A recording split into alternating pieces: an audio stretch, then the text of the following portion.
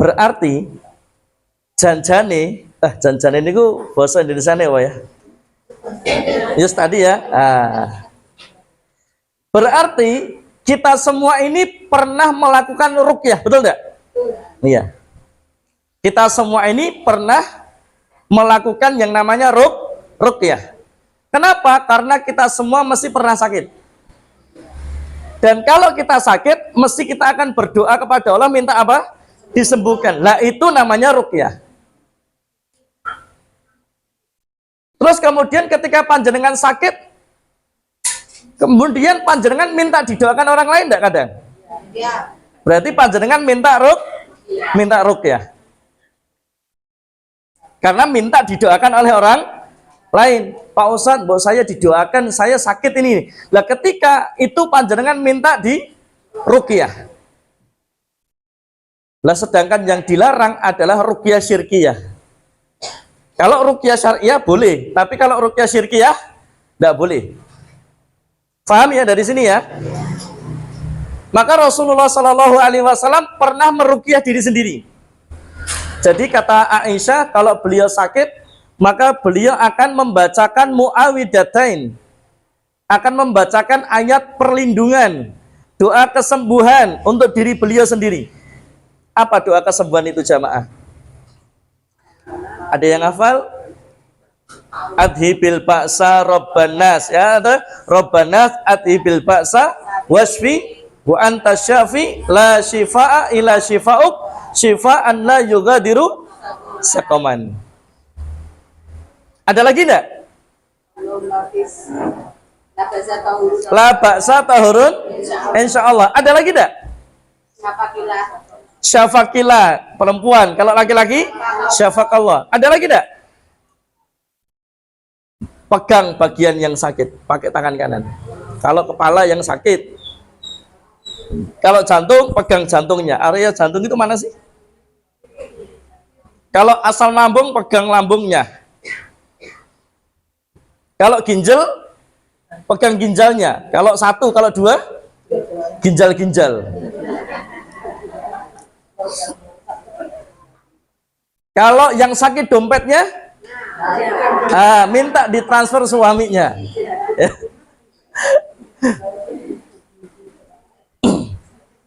Pegang, kemudian bacakan apa? Bismillah 3 kali. Bismillah, Bismillah, Bismillah. Kemudian a'udzu bi'izzatillahi wa qudratihi min syarri ma ajidu wa uhadir, diulang 7 kali. Sudah hafal belum? Lihat di buletin. Halaman berapa?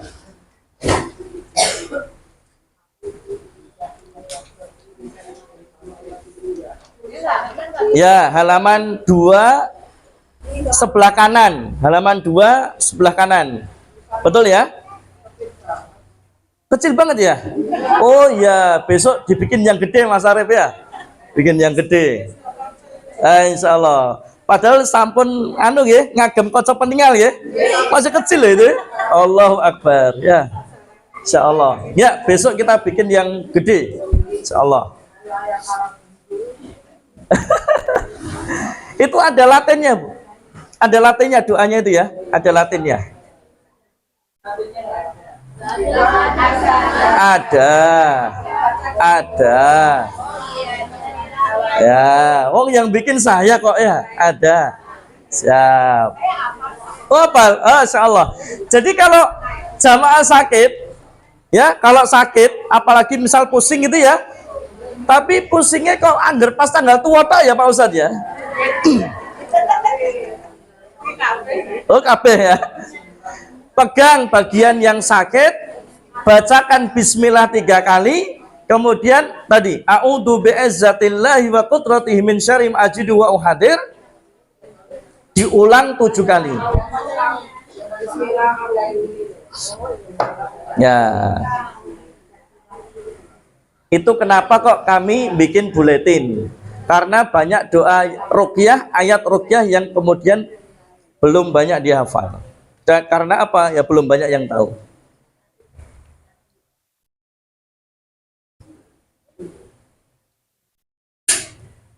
Gitu ya? Paham ya?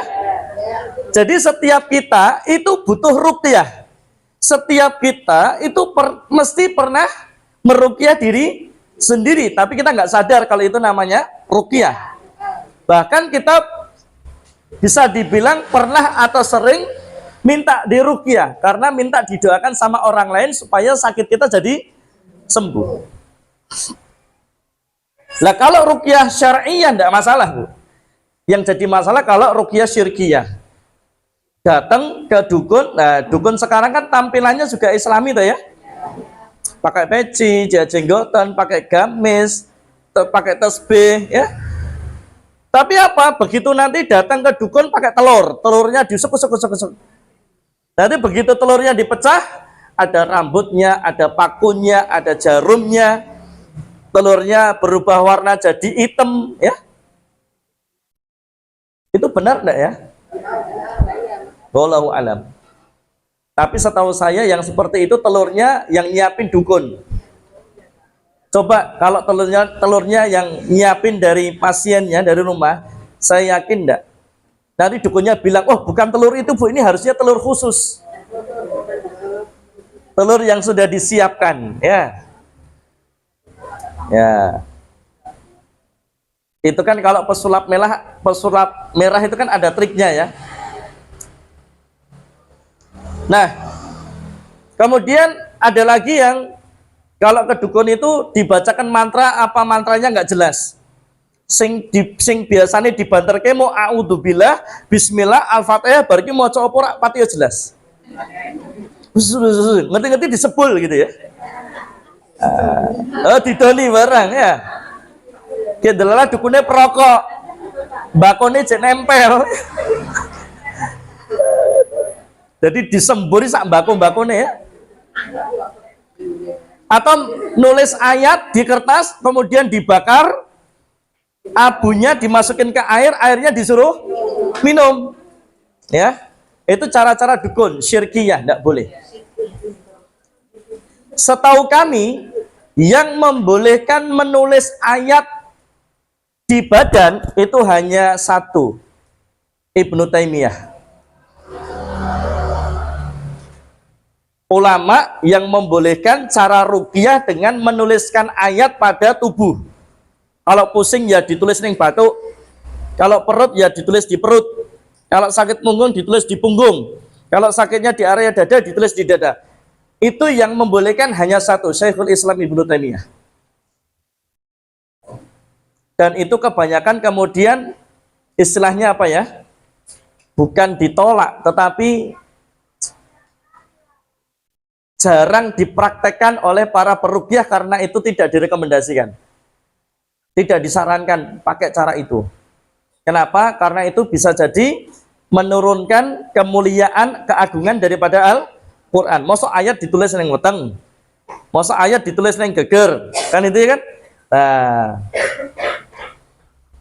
dan itu yang terkadang sering dipakai salah dukun, toh ayat ditulis di kertas, dibungkus kain, kemudian dikalungke kah atau ditaruh di tali di lengan kah ya, atau bahkan ditempel di palang pintu kah ya. Nah, itu dukun itu. Walaupun pakai bismillah banter ya, al-fatihah banter, habis itu kemudian mbuh maca perak jelas, maka itu dukun syirkiyah, tidak boleh. Faham ya di sini ya, supaya bisa membedakan mana syar'iyah dan mana syirkiyah. Baik, jamaah yang dirahmati Allah Subhanahu wa Ta'ala, kemudian yang berikutnya nanti ada istilahnya ayat ruqyah sapu jagat. Ini yang harus diingat terus. Ayat ruqyah sapu jagat. Ini biasanya ayat-ayat yang selalu dibaca oleh para peruqyah untuk kasus apapun. Apa saja? Ini simpelnya ini. Ini ayat-ayat yang paling ditakuti oleh setan. Yang pertama jelas ya, Al-Fatihah. Ini nek bisa dibaca 7 kali. Yang kedua, Al-Baqarah ayat 1 sampai 5. Atau boleh juga 1 sampai 10. Ya, Al-Baqarah. Ada jamaah itu yang waktu saya tanya jawabnya pinter. Apa yang dibaca? Al-Quran, Ustaz. Loh.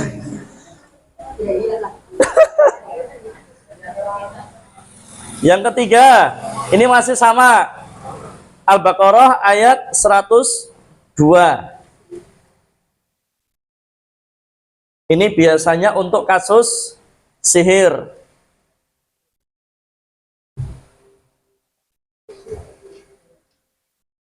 Yang keempat, sama ayatnya, Al-Baqarah ayat 255 sampai 257.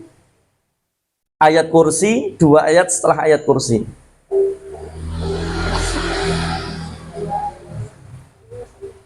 Yang kelima, Al-Baqarah 3 ayat terakhir, berarti berapa? 284 sampai 286. Terus Al-Kafirun. Terus yang ketujuh Al-Kafirun. Full dari awal sampai selesai. Al-Ikhlas dibaca 3 kali. Kemudian Al-Falaq 3 kali. Kemudian An-Nas 3 kali. Ini ayat ruqyah sapu jagat. Bisa dipakai untuk keluhan apapun. Saya yakin panjenengan sudah hafal. Karena sering dibaca. Al-Baqarah 1 sampai 5, ya toh? Ayat kursi, 2 ayat setelah ayat kursi, Al-Kafirun. Ini kan surat-surat favorit ini. Rikul, surat pendek, surat favorit. Kalau ayat-ayat yang lain ada itu di halaman berapa itu? Halaman 4 ya. Halaman 4 itu ayat-ayat ruqyah yang lain, yang recommended atau yang biasanya diprioritaskan. Masih banyak ayat-ayat yang lain juga, cuman itu yang diprioritaskan. Yang ayat yang paling menyakiti untuk si jin atau setan.